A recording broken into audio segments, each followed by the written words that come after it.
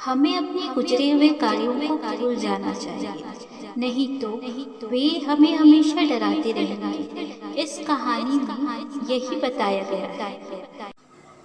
एक दिन बच्चों ने पिकनिक की योजना बनाई। इस सुखद समाचार के साथ ही दीपिका के रूह में थोड़ा डर और उत्तेजना हुई, क्योंकि उसे एक पुरानी कहानी याद आ गई। यह कहानी कुछ साल पहले की है, जब दीपिका 8वीं कक्षा में थी। एक दिन उनके टीचर ने पिकनिक का प्लान बनाया और दीपिका ने भी खुशी खुशी हाँ कर दी, जैसे कि उसके दोस्तों ने कहा।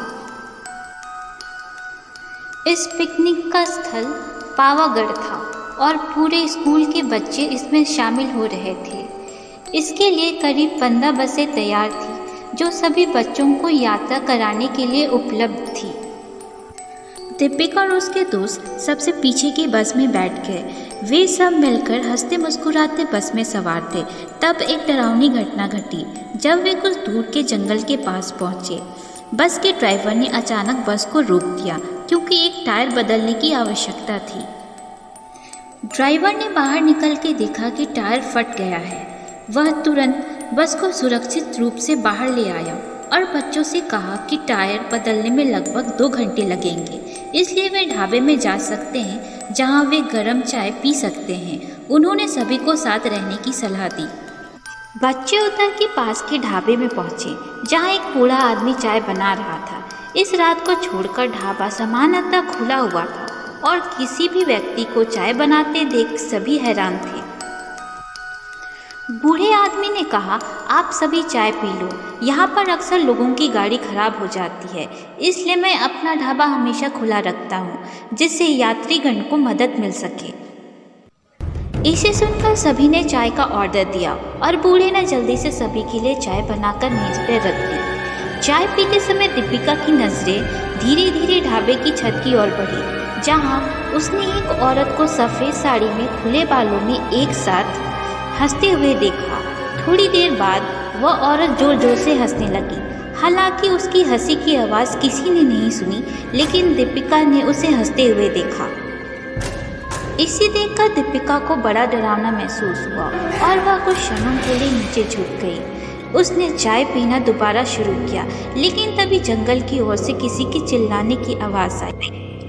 ढाबे में बैठे हुए सभी बच्चे और टीचर ने उस चिल्लाने की ओर देखा और उनको डर लगा। उनकी डरी हुई नज़रों को देखकर बूढ़े आदमी ने कहा कि वो जाकर देखता है कि क्या हो रहा है। उन्होंने सभी को कहा कि वे यहीं बैठे रहे और उसने आवाज़ की ओर बढ़ते हुए जंगल की ओर बढ़ लिया। तब एक लड़की को खून की उल्टी हो रही थी। इस घटना को देखकर सभी के होश उड़ गए, लेकिन उनका डर बढ़ गया। तब एक टीचर ने कहा कि सभी आग जलाए और खुद को सुरक्षित रूप से रखने के लिए आग के पास बैठ जाए।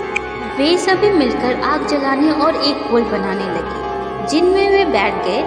टीचर ने सख्ती से कहा कि कोई अकेले नहीं जाएगा, क्योंकि सब बहुत डरे हुए थे और अकेले जाने की हिम्मत नहीं थी। आग के पास बैठकर 3 बज गए और तब बूढ़ा आदमी जंगल से लौट आया। उन्होंने सभी की ओर देखकर कहा कि वे उस चिल्लाने को भूल जाएं, नहीं तो वे उस घटना के डर से परेशान रहेंगे। इसके बाद वह ढाबे के अंदर चला गया। तब ड्राइवर भी टायर बदलकर बस लेकर ढाबे के पास पहुंचा और सभी लोग भगवान का नाम लेते हुए उस बस में बैठ गए। टीचर ने बस में बैठते ही सभी को कहा कि कोई भी दूसरे से बात नहीं करेगा और सब सीधे सो जाए। टीचर की बात का पालन करते हुए सभी बच्चे बस में ही सो गए। इसके बाद पिकनिक स्पॉट पर पहुंच के वे एक हफ्ते के बाद खुशी खुशी अपने घर वापस आए, पिकनिक की बेहद यादगार यात्रा के साथ। पिकनिक पर जाने वाले दूसरे बच्चों से उस रात की घटना के बारे में कुछ नहीं कहा, क्योंकि टीचर ने मना किया था। लेकिन पिकनिक के बाद सभी ने अपने दोस्तों और दूसरे कक्षाओं के बच्चों को इस डरावनी घटना के बारे में बताया। इस कहानी से हमें यही सीख मिलती है कि हमें अपने गुजरे हुए कार्यों को भूल जाना चाहिए, नहीं तो वे हमें हमेशा डराते रहेंगे। तो दोस्तों, यह कहानी यही समाप्त होती है।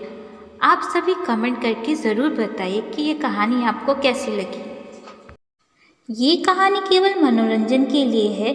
इसके पीछे हमारा उद्देश्य किसी भी प्रकार का अंधविश्वास का प्रचार करना बिल्कुल भी नहीं है।